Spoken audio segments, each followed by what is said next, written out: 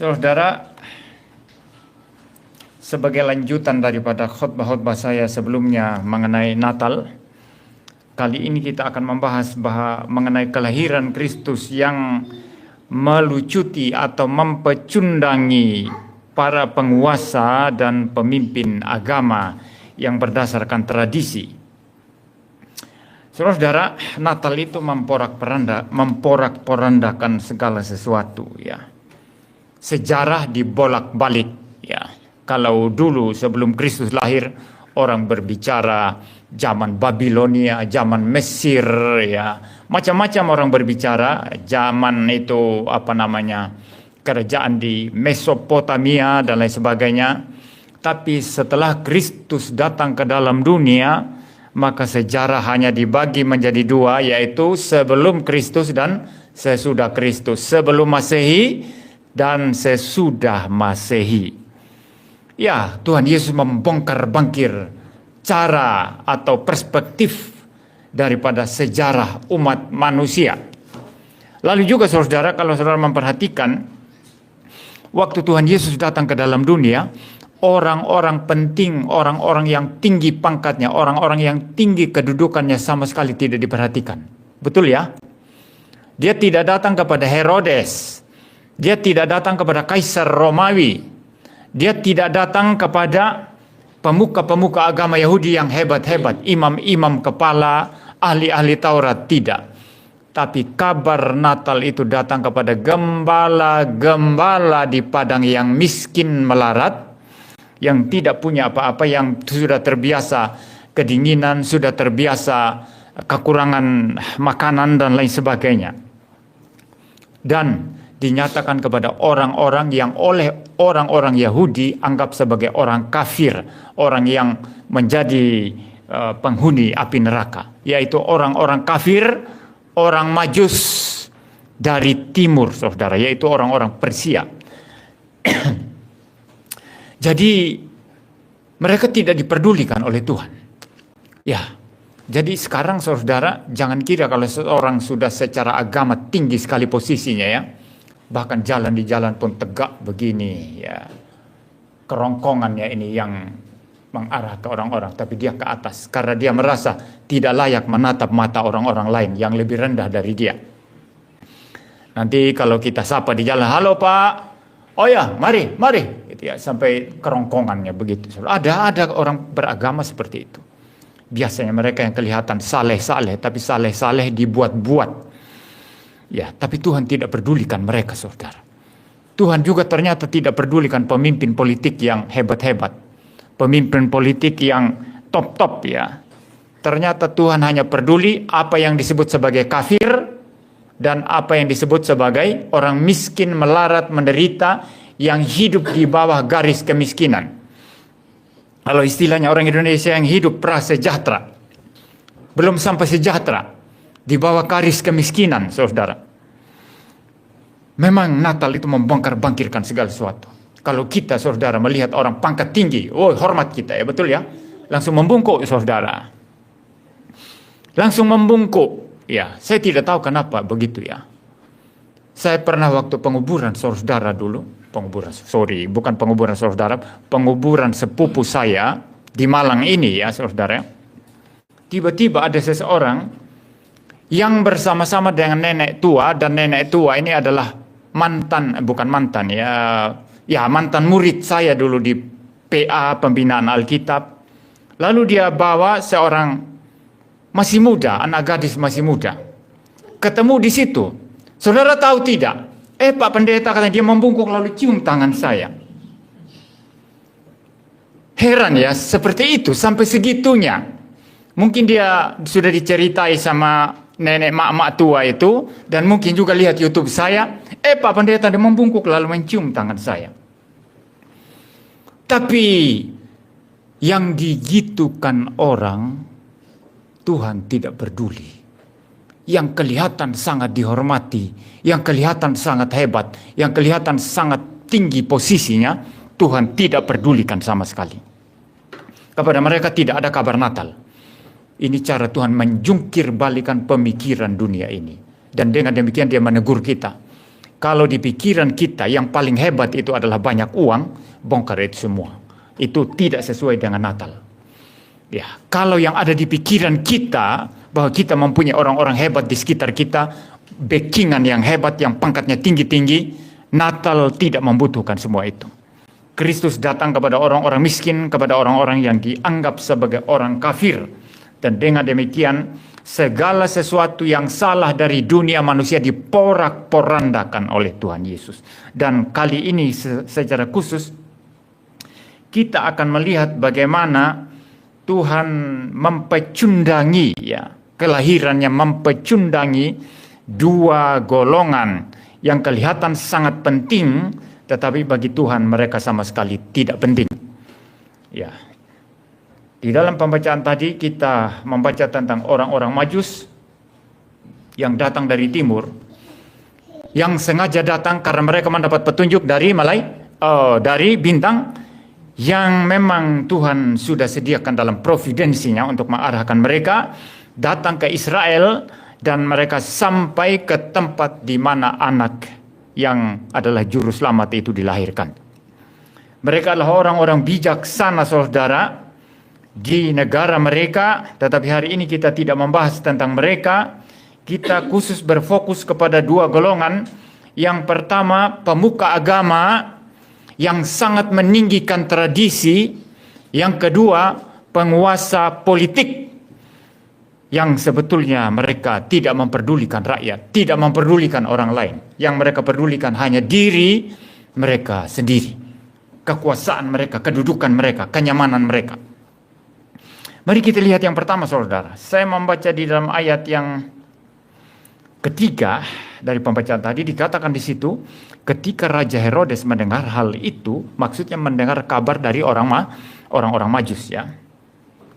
Ketika Raja Herodes mendengar hal itu, terkejutlah ia beserta seluruh Yerusalem. Maka dikumpulkannya semua imam, kepala dan ahli Taurat, bangsa Yahudi, lalu dimintanya keterangan dari mereka di mana Mesias akan dilahirkan. Mereka berkata kepadanya, ini ahli Taurat dan pemuka agama, ya, imam, ya. Mereka berkata kepadanya, di Bethlehem, di tanah Yudea, karena demikianlah ada tertulis dalam kitab Nabi. Dan engkau Bethlehem, tanah Yehuda, engkau sekali-kali bukanlah yang terkecil di antara mereka yang memerintah Yehuda, karena daripadamu lah akan bangkit seorang pemimpin yang akan menggembalakan umatku Israel. Saudara, kalau memperhatikan pemuka-pemuka agama, ahli Taurat ini, saudara, mereka sangat paham mengenai Taurat. Betul ya? Herodes tanya, di mana sih tempat raja yang baru lahir sesuai dengan apa yang dikatakan orang Majus ini? Mereka bilang, di Bethlehem. Mereka persis menyebutkan dengan benar. Saudara-saudara, mereka adalah orang-orang yang sangat ahli di dalam kitab suci, sangat paham kitab suci, dan ketika ditanya mereka menjawab dengan sangat tepat dan sangat teliti. Tidak ada yang salah dari jawaban mereka. Tetapi saudara, apa yang salah dengan mereka ini, saudara? Mereka tahu persis di mana Mesias itu lahir karena mereka selalu membaca Taurat, membaca hukum-hukum Musa, membaca nubuatan-nubuatan dalam Perjanjian Lama, tetapi mereka tidak mempunyai hubungan pribadi dengan Tuhan. Sehingga ketika Tuhan yang dijanjikan itu datang, Mesias yang dijanjikan itu datang, mereka tidur, mereka buta, mereka tidak tahu apa-apa.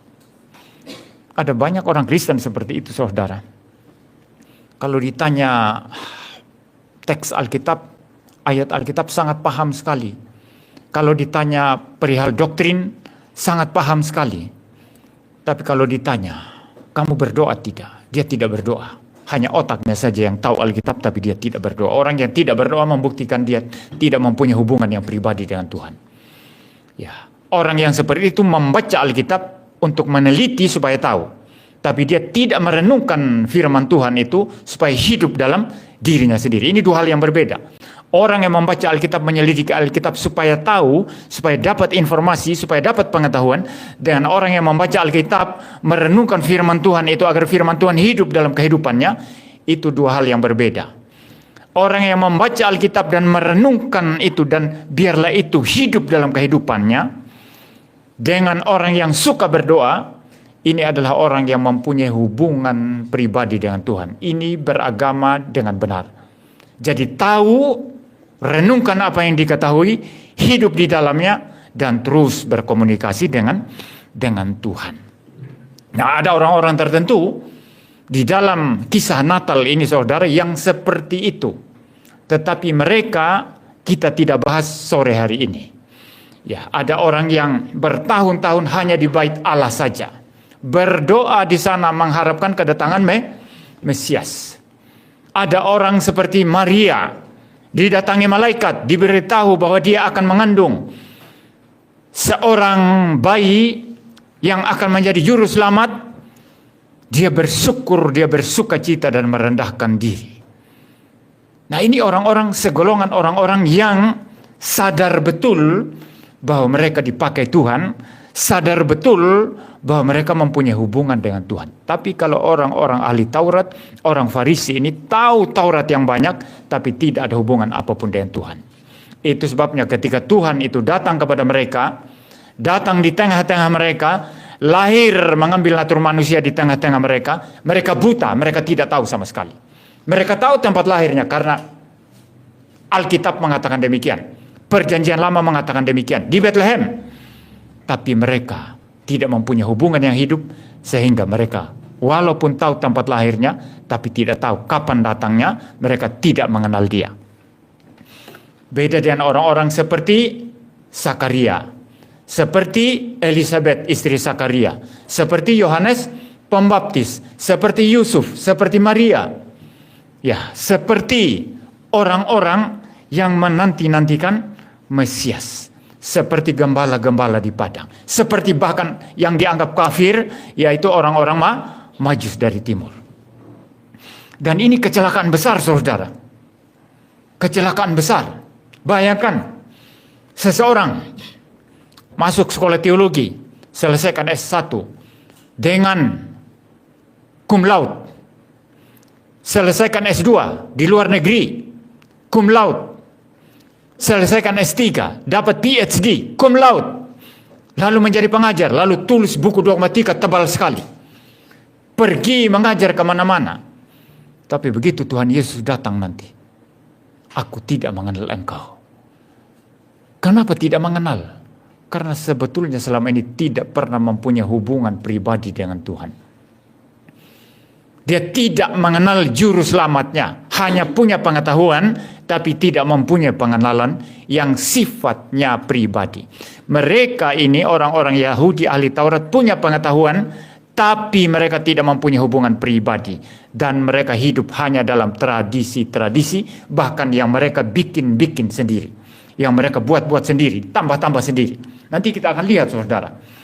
Ya, jadi mereka sangat buta.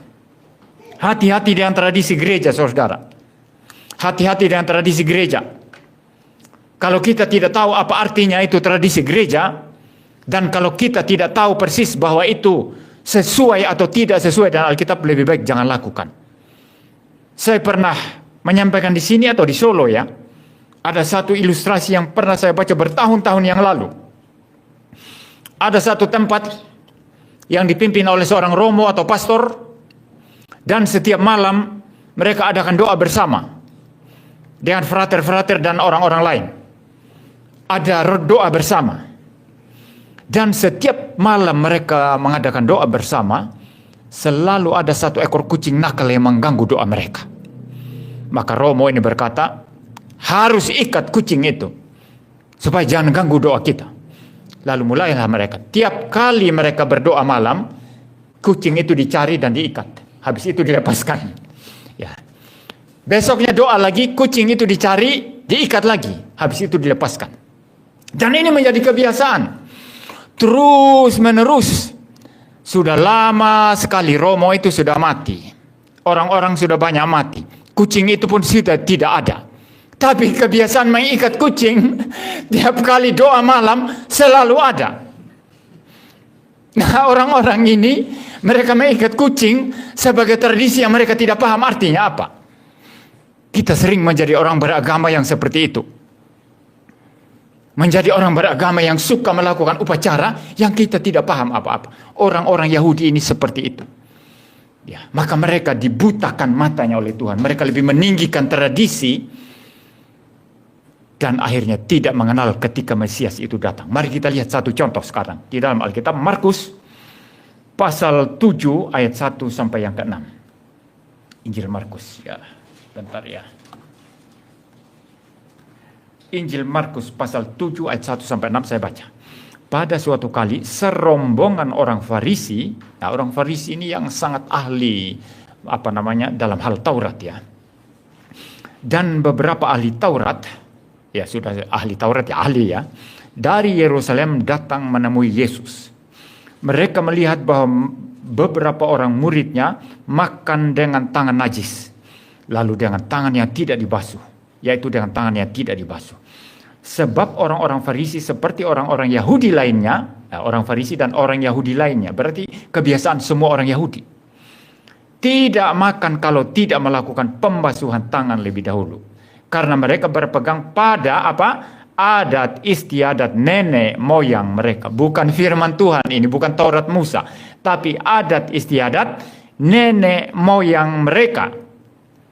Dan kalau pulang dari pasar, mereka juga tidak makan kalau tidak lebih dahulu membersihkan dirinya. Jadi mereka bersihkan diri dulu baru makan kalau dari pasar.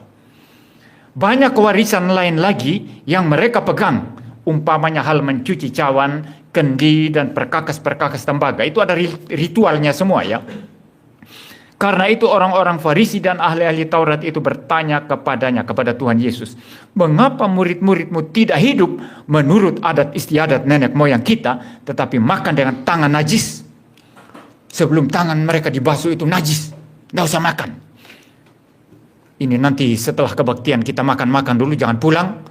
Nanti jangan lupa ya, kita harus cuci tangan dulu ya. Karena kalau tidak cuci tangan nanti najis itu tangannya. Saudara, ada adat istiadat tradisi yang sebetulnya tidak alkitabiah yang mereka karang-karang sendiri, mereka tambah-tambah sendiri. Dan mereka itu sangat tinggikan itu. Tuhan membenci semua itu, saudara. Itu sebabnya di gereja di mana tradisi terlalu ditinggikan, Tuhan tidak bekerja di sana. Hanya ritual saja, hanya upacara agama biasa. Ya, tetapi di mana orang sungguh-sungguh beribadah dengan hatinya, dengan sungguh-sungguh di hadapan Tuhan, Tuhan berkenan ya saudara. Tuhan berkenan, Tuhan minta hati kita, minta jiwa kita. Tuhan bukan yang paling utama, bukan korban persembahan, tapi hati kita, jiwa kita yang Tuhan minta. Jadi saudara, orang-orang Yahudi ini adalah orang-orang yang sangat berpegang kepada tradisi, dan Tuhan tidak peduli dengan mereka ketika dia datang. Tuhan bahkan tidak memberitahu mereka. Bahkan ketika orang Majus datang, sebetulnya kisi-kisinya sudah dibuka ya. Tapi mereka buta. Mereka jawab Herodes, ya di Bethlehem. Setelah itu selesai. Mereka juga tidak berusaha. Saudara kalau membaca Alkitab, tidak ada lagi usaha untuk menyelidiki ya. Dari orang-orang Yahudi ahli Taurat ini ya. Mereka misalnya datang cari tahu apa kata orang Majus itu benar atau tidak. Tidak mungkin saudara. Dalam otak mereka, walaupun tidak tercatat di sini, saya kira masakan orang kafir ini, orang Majus. Mereka tahu kalau Raja Mesias itu lahir. Tidak percaya kita, tidak usah dengar mereka. Tapi mereka terpaksa harus berbicara baik-baik kepada Herodes, karena Raja Herodes yang panggil mereka. Lalu menanyai mereka dengan teliti di mana raja yang baru lahir itu dilahirkan. Lalu mereka bilang sesuai kitab suci di Bethlehem. Tapi saya pikir setelah mereka bertemu Herodes, mereka lupakan itu. Mereka tidak mau selidiki, mereka tidak mau bertanya lagi. Apalagi sumber informasi itu dari orang-orang kafir, dari orang-orang Majus. Nah saudara, Tuhan tidak peduli dengan mereka. Ini cara Tuhan mempecundangi orang-orang beragama yang terlalu berpegang pada tradisi. Gereja yang terlalu berpegang pada tradisi, padahal tradisi itu kalau diuji secara alkitabiah, itu justru melawan Alkitab. Atau tradisi yang dibuat-buat, ditambah-tambahkan mengenai ritual-ritual yang tidak penting. Hati-hati saudara, kita mengikuti jejak-jejak orang-orang Farisi, ahli Taurat, pemuka agama Yahudi, dan imam-imam ini saudara. Lalu saudara, cara yang kedua bagaimana Tuhan mempermalukan mereka. Apa yang mereka anggap hina, apa yang mereka anggap najis, kotor, justru mereka yang masuk, datang melihat Tuhan, menyembah Tuhan dan melayani Tuhan. Ini sangat mempermalukan saudara, sangat-sangat mempermalukan. Saya lihat di YouTube satu film singkat. Saya kalau malam sulit tidur, nonton film-film dulu di YouTube ya, sambil itu, atau kalau enggak dengar itu. Saya biasa dengar YouTube yang podcast ya. Itu podcast jalan 5, 6 menit, 10 menit, 15 menit, nanti pas sudah ngorok gitu. Nanti kalau sudah kaget baru matikan itu. Ya macam-macam ya saya dengar itu. Kadang-kadang kalau ada yang menarik dari Deddy Corbuzier ya dengar. Bocor alus itu ya, saya juga suka dengar ya. Atau Ade Armando lah begitu ya. Ya itu pengantar tidur saudara. Atau film-film singkat. Nah saya nonton film singkat. Ada seorang gadis miskin, pengantar makanan online. Suatu saat ada seorang kakek, ternyata orang kakek ini adalah miliuner dan cucunya itu adalah seorang bos yang hebat sekali, pimpin banyak perusahaan. Dia mau membeli sepotong roti di kedai, tapi dia tidak bawa uang cash. Karena tidak bawa uang cash, maka kedai tidak boleh. Bahkan didorong, dianggap gelandangan begitu. Datanglah si gadis ini tadi yang pembawa makanan online ya, lalu membantu kakek itu, dibelikanlah roti buat kakek dan kakek itu makan. Kakek itu melihat, wah ini cocok jadi menantu jadi istri cucu saya ini. Ya ketika cucunya datang, banyak orang membungkuk, itu si pemilik kedai jadi kaget ya. Langsung saja si kakek ini bilang kepada cucunya, ayo saya mau pertemukan dengan calon istrimu. Ya, tadi dia sudah minta nomor teleponnya perempuan itu. Lalu si perempuan itu saudara langsung ditelepon. Singkatnya kakek itu langsung paksa mereka, langsung tidak tahu caranya di Cina. Ini ceritanya di Cina ya. Itu menikah begitu mudah ya, dibawa ke tempat pemerintah lalu mungkin buat kontrak di sana langsung menikah. Terpaksa menikah. Dua-duanya ya terpaksa menikah saudara. Lalu si anak ini, yang gadis yang miskin, yang pengantar makanan ini, ingin memperbaiki hidupnya. Lalu kemudian mau melamar di perusahaan. Sampai di perusahaan itu, dia diperolok-olok, diejek-ejek oleh satu orang, ternyata teman sekolahnya dulu. Dan teman sekolahnya ini, mengejek-ejek dia. Dia sudah kenal dengan manajer yang wawancara. Lalu kemudian disuruhlah dia mengeluarkan kepintarannya, yaitu gambar, yaitu berhubungan dengan arsitek itu. Jadi desain ya. Jadi gambar desainnya disuruhlah keluarkan. Lalu kagetlah temannya ini. Kenapa sama dengan punya saya? Persis sama itu. Temannya yang sombong tadi ini. Persis sama dengan punya dia. Lalu kemudian marahlah gadis itu. Itu punya saya, kamu curi dulu, kamu bodoh dulu waktu sekolah katanya. Setelah mereka bertengkar, saudara, tiba-tiba masuklah itu direkturnya, ternyata suaminya sendiri yang dipaksa menikah tadi itu. Ya kira-kira ceritanya seperti itu saudara. Intinya apa di sini saudara? Kita orang-orang di dunia ini selalu melihat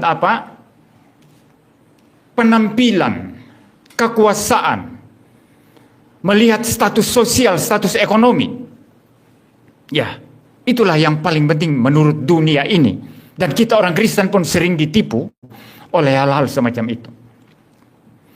Dan orang-orang yang kita anggap rendah, kita anggap najis. Tapi saudara, ketika orang yang kita anggap najis itu ternyata dia lebih hebat dari kita, kita akan sakit hati setengah mati. Betul ya? Betul enggak saudara? Ya kalau saudara bilang bingung-bingung, mungkin nggak pernah mengalami, berarti saudara orang baik ya. Masa lalunya orang baik ya. Ya, jadi saudara, ketika orang yang kita rendahkan, yang kita musuhi, yang kita anggap tidak mampu, yang kita anggap menjijikan, ternyata dia sukses di mata kita dan mempermalukan kita, gimana itu rasanya? Sama seperti dua gadis tadi, ternyata istrinya bos, walaupun dikawin paksa sama kakek. Dan ternyata ketahuan itu saingannya itu mencuri karyanya. Dipermalukan di hadapan. Selama ini dianggap rendah, dianggap menjijikan, dianggap orang miskin, gadis miskin. Demikianlah Tuhan mempermalukan orang-orang Yahudi ini yang menganggap diri mereka hebat sekali. Tidak ada bangsa lebih sombong dari orang-orang Yahudi di seluruh dunia. Tidak ada yang lebih sombong dari mereka, terutama orang Farisi. Saya selalu berulang-ulang mengatakan, orang Farisi kalau berdoa apa? Selalu 3 hal yang mereka doakan. Pertama, mereka bersyukur karena menjadi orang Yahudi dan bukan bangsa kafir. Keturunan Abraham, keturunan Yakub. Itu pertama. Kedua, Tuhan, kami bersyukur karena kami orang laki-laki bukan perempuan. Jadi perempuan direndahkan. Second class itu. Kelas kedua. Ketiga, mereka berdoa apa? Kami bersyukur ya Tuhan, karena kami adalah orang-orang Farisi, bukan golongan Yahudi yang lain. Jadi mereka adalah golongan Yahudi yang paling top, paling hebat. Mereka merendahkan orang lain. Tapi untuk orang-orang Yahudi yang seperti ini, yang sombong seperti ini, Tuhan pecundangi mereka. Tuhan tidak peduli dengan mereka.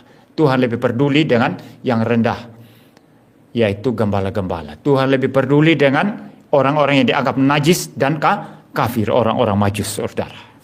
Ini pelajaran Natal yang penting sekali.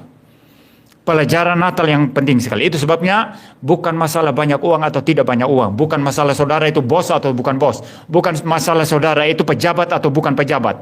Tukang sampah atau presiden. Bukan masalah itu. Tapi masalahnya adalah bagaimana sikap hati kita merendahkan diri di hadapan Tuhan. Merasa miskin di hadapan Tuhan. Kalau pakai istilah Wahyu apa? Ketika Tuhan berkata, kamu yang buta, melarat dan telanjang, aku akan memberikan kepada kamu emas supaya kamu kaya. Memberikan minyak untuk melumas matamu supaya bisa melihat. Dan memberikan kain putih supaya kamu pakai dan menutupi ketelanjanganmu. Kita harus bersikap seperti itu di hadapan Tuhan. Harus miskin di hadapan Tuhan. Kita harus merasa telanjang, buta, dan bukan siapa-siapa di hadapan Tuhan. Dengan demikian, maka kita diperkenan oleh Tuhan. Ya, jadi Tuhan mempencundangi orang-orang ini. Ya, orang-orang yang dianggap kafir, Tuhan bertemu dengan mereka. Yang dianggap sangat pintar dalam hal agama, petinggi agama, orang-orang Yahudi, bangsa pilihan, Tuhan tidak peduli dengan mereka.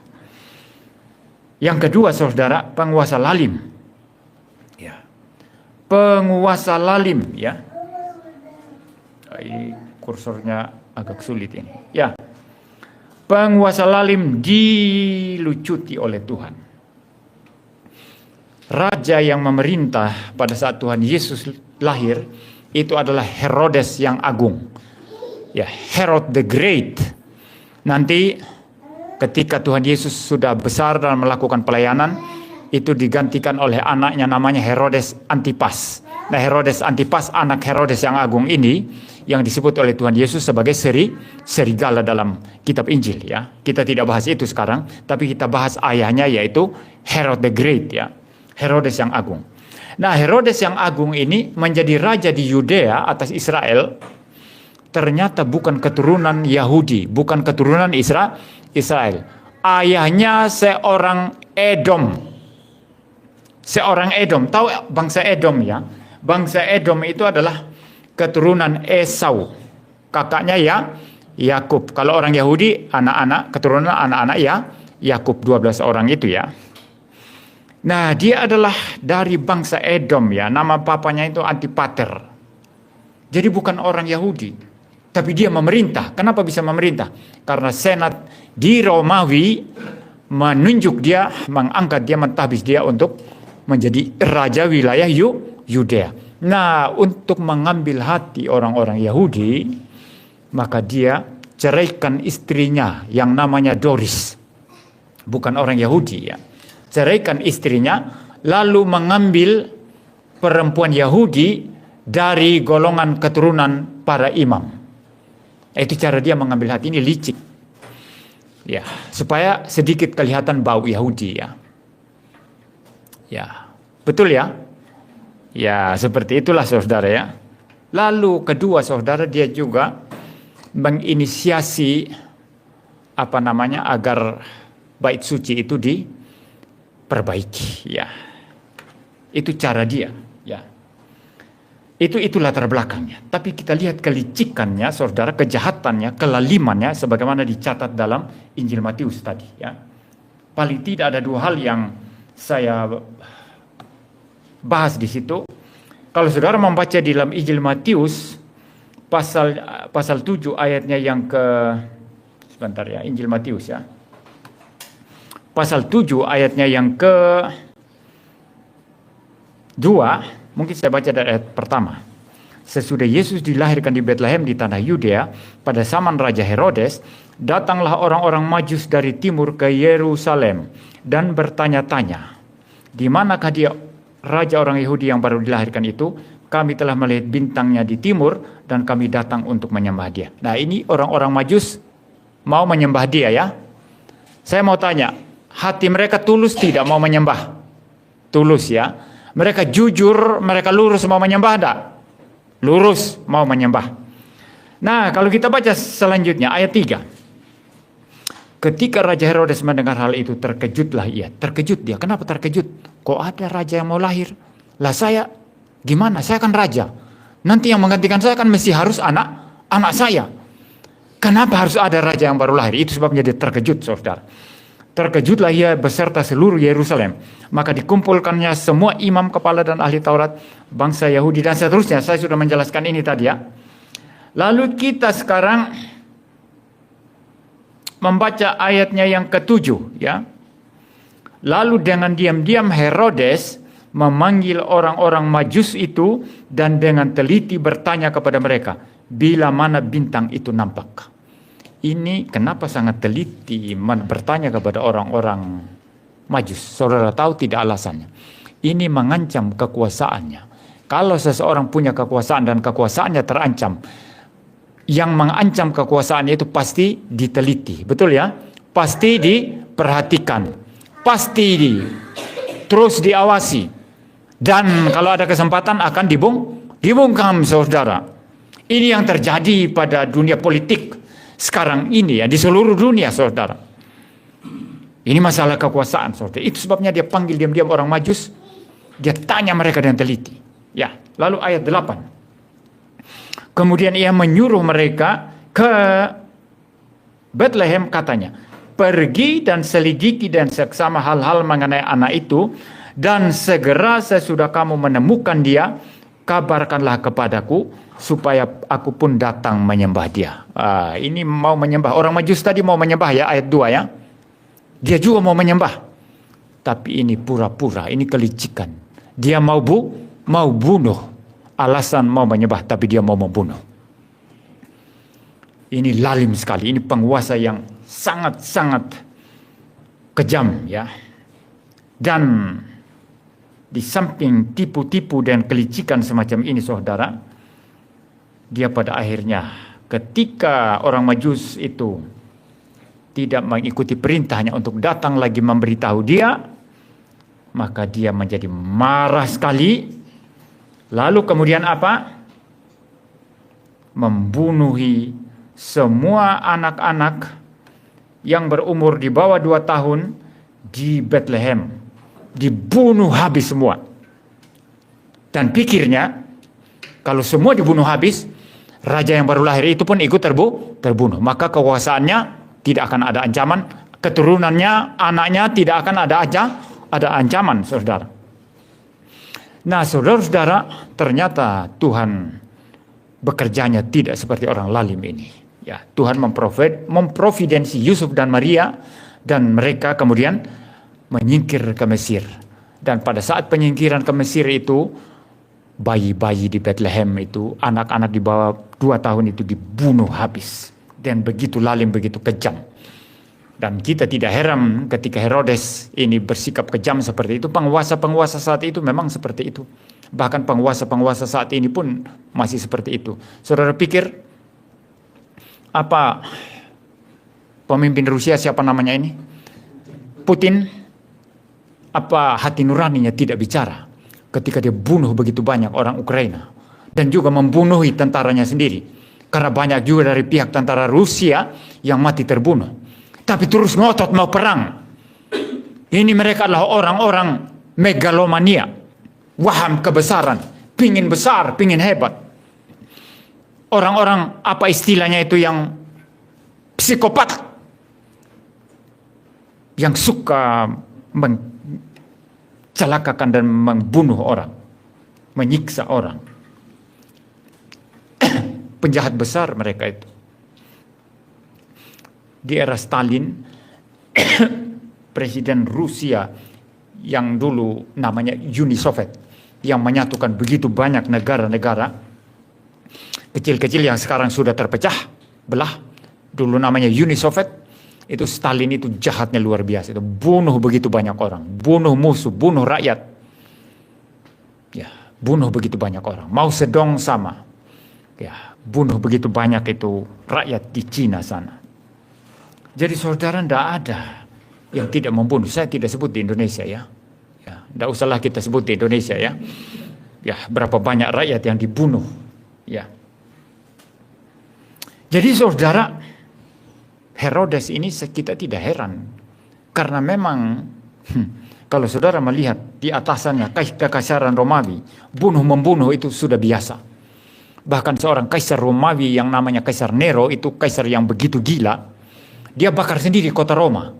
Setelah dia membakar kota Roma, dia tuduh orang Kristen yang bakar. Lalu mulailah orang Kristen dikejar-kejar, dibunuh, dimasukkan ke Koloseum, diadu dengan singa, diadu dengan gladiator, dibunuh saudara. Itu penguasa saudara. Untuk penguasa yang semacam ini Tuhan tidak peduli sama sekali. Tuhan mempecundangi mereka. Kamu tidak penting. Datang meneliti, tanya-tanya ahli Taurat. Oh, di Bethlehem, panggil lagi orang Majus, tanya-tanya dengan teliti. Tapi Tuhan pecundangi mereka. Mereka tidak pecundangi orang seperti ini, seperti Herodes ini. Dia tidak bisa bertemu dengan Tuhan yang lahir itu karena niatnya jahat, niatnya tidak baik, niatnya hanya untuk kekuasaan saja. Saudara-saudara, dua golongan manusia semacam ini dipecundangi oleh kelahiran Tuhan Yesus Kristus. Dan Kristus, sebagaimana Alkitab saksikan, dia hidup, dia besar, dia melakukan pelayanan, dia taat dari lahir sampai mati, naik ke atas kayu salib, mati, dikuburkan, bangkit pada hari ketiga, kemudian 40 hari menampakkan diri, lalu naik ke surga. 10 hari kemudian mengutus Roh Kudus. Begitu Roh Kudus datang, gereja perjanjian baru berdiri. Misinya jalan dengan tenang, begitu aman. Di tengah-tengah kesulitan, aman sekali, tenang sekali, jalan pelan-pelan. Maka saudara, kita orang-orang Kristen ketika melakukan pelayanan, jangan terlalu melihat kesulitan ya. Orang banyak melihat kesulitan, wah, hentikan aja pelayanan. Ini terlalu sulit, ini terlalu berat. Tapi lupa bahwa ketika Tuhan Yesus menjalankan misi penebusannya, dari awal sampai akhir hanya kesulitan. Betul ya, lahir di kandang yang hina, mau dibunuh. Tapi dia dibawa orang tuanya ke Mesir, setelah aman baru kembali ke Israel. Lalu melakukan pelayanan, seumur-umur pelayanannya selalu ditolak, dimaki-maki, mau dibunuh oleh orang Yahudi. Sampai kemudian menderita benaran, mati benaran di atas kayu salib. Tapi itulah kemenangan Kristus saudara, bangkit pada hari ketiga. Jadi saudara, dunia ini sibuk membanggakan kehebatannya, sibuk membanggakan pencapaian-pencapaian, prestasi-prestasi yang dia punya, sibuk mencari kekuasaan, sibuk membanding-bandingkan mana lebih hebat, mana lebih besar. Dan Kristus datang begitu tenang. Misinya dikerjakan begitu tenang di tengah-tengah kesulitan. Sampai selesai, sampai tuntas, sama sekali orang-orang hebat yang mengganggu itu tadi, yang mencari kekuasaan, orang-orang hebat yang mau membunuh dia, orang-orang hebat yang mau memusnahkan dia, sama sekali tidak bisa menyentuh dia. Inilah prinsip cara kerja Tuhan. Kalau saudara mengerti semangat Natal seperti ini, yang lahir dalam kesulitan, tapi terus pekerjaan Tuhan tetap jalan di tengah-tengah kesulitan sampai tuntas, sampai selesai, maka kita tahu bagaimana kita hidup sebagai orang Kristen. Di tengah-tengah kesulitan, kita harus tetap jalan. Di tengah-tengah kesulitan, kita tetap harus berdiri. Di tengah-tengah kesulitan, kita tetap harus bersuka cita dan tetap bermegah di dalam Tuhan Yesus Kristus. Dia yang memegang kendali. Bukan orang-orang hebat di dunia ini. Bukan orang-orang pintar di dunia ini. Yesus Kristus yang memegang kendali. Maka biarlah kita melalui firman Tuhan ini, kita memikirkan kembali cara kita beriman, cara kita beragama. Jangan beragama secara tradisi saja, seperti orang-orang Yahudi ini. Tapi betul-betul mempunyai hubungan yang hidup dengan Tuhan. Dan betul-betul berbagian di dalam rencana Allah yang besar. Dan kita bermain-main di dalamnya. Kita berjalan di dalamnya. Kita bekerja di dalamnya. Ya, bukan menjadi orang-orang yang kemudian berada di luar rencana Allah atau pekerjaan Allah yang besar ini. Yang kedua, saudara, yang terakhir, biarlah di Natal kali ini kita menjadi orang-orang yang bukan saja sadar bahwa kita harus merendahkan diri di hadapan Tuhan, bahwa kita harus mempunyai hubungan yang pribadi dengan Tuhan, bahwa kita tidak boleh seperti orang-orang Farisi, ahli Taurat, pemimpin agama Yahudi, kita tidak boleh seperti Herodes, ya, tapi kita boleh hidup sebagai anak-anak Allah yang terus merendahkan diri di hadapan Tuhan. Bukan saja itu, saudara, tetapi juga memikirkan bagaimana kita memperkembangkan apa yang Tuhan sudah berikan kepada kita. Memperkembangkan, ada ilustrasi talenta di dalam Alkitab, bagaimana kita memperkembangkan talenta kita, panggilan pekerjaan kita masing-masing, apa yang Tuhan percayakan kepada kita masing-masing, bakat-bakat yang Tuhan percayakan kepada kita, kemampuan-kemampuan yang Tuhan percayakan kepada kita, potensi yang Tuhan percayakan kepada kita. Jangan ada orang yang mematikan potensi yang Tuhan berikan, karena itu dosanya besar sekali. Ada orang suaranya bagus ketika menyanyi, ya, tapi dia nyanyi ya biasa aja, menyanyi hanya di gereja. Dia tidak ada niat untuk melatih suaranya, tidak ada niat untuk mencari sesuatu yang sangat yang lebih tinggi dan terbaik bagaimana dia mengolah suaranya. Ada orang yang semacam itu. Ada orang mempunyai kemampuan pikiran yang luar biasa tapi tidak dimanfaatkan. Alih-alih memanfaatkan kemampuan pikiran luar biasa, dia hanya cukup jadi pegawai kantor di mana atau pegawai di mana, lalu dapat gaji setiap bulan, lalu hidup sama seperti orang-orang lain yang tidak mengenal Kristus hidup. Kalau engkau mempunyai kecerdasan jauh di atas orang lain, Tuhan mempunyai maksud dengan kecerdasanmu itu. Tapi kalau engkau hanya sekedar kerja, cari uang, cari makan lalu hidup, sama seperti orang-orang dunia ini hidup, maka kita menjadi orang yang kasihan sekali dan melawan Tuhan. Ya, kita menjadi orang Kristen yang melawan Tuhan. Ada orang yang mungkin dia kira mau menegur saya, Pak Pendeta, urus saja khotbah di gereja, tidak usah layani itu orang lain ajarannya apa. Dia sesat atau tidak sesat, urusan dia itu. Nah, ini pernyataannya begitu bodoh. Kenapa? Sebagai pendeta urusan saya lah itu. Menyatakan ini ajarannya sesat. Berdasarkan apa yang saya sudah pelajari di dalam Alkitab. Dan berdasarkan apa yang sudah ditetapkan dalam sejarah gereja sebagai doktrin yang benar. Misalnya Trinitas atau Divinatur Kristus, bahwa Kristus adalah Allah sepenuhnya, manusia sepenuhnya. Jangan kritik Pendeta Erastus, Pak Pendeta, bukan urusanmu itu, khotbah saja. Ya, saya mengkritisi itu khotbah itu. Jadi saya sedang memperkembangkan seluruh kemampuan yang Tuhan berikan kepada saya. Kemampuan untuk berargumentasi, kemampuan untuk menjelaskan ini ajaran sesat, ini ajaran yang beres. Saya perkembangkan semua itu. Dan you lihat ada orang yang berkata, MYM umurmu batas akhir tahun 2025. Hebat sekali dia saudara. Hebat sekali dia, saya tertawakan saja ya.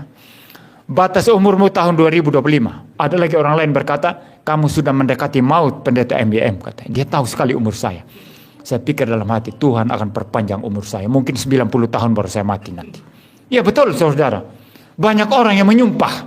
Banyak orang yang menginginkan saya mati. Hanya karena saya mau memperkembangkan apa yang saya punya.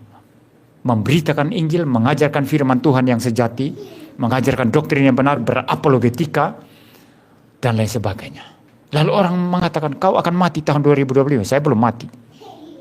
Itu sebabnya kemarin waktu saya renang, anak foto saya unggah di YouTube biar tahu orang, oh orang mau mati tapi bisa renang ya. Gitu ya. Jadi saudara, biarlah kita pulang dalam memperingati Natal kali ini untuk memberikan yang terbaik bagi Tuhan. Ada dua hal.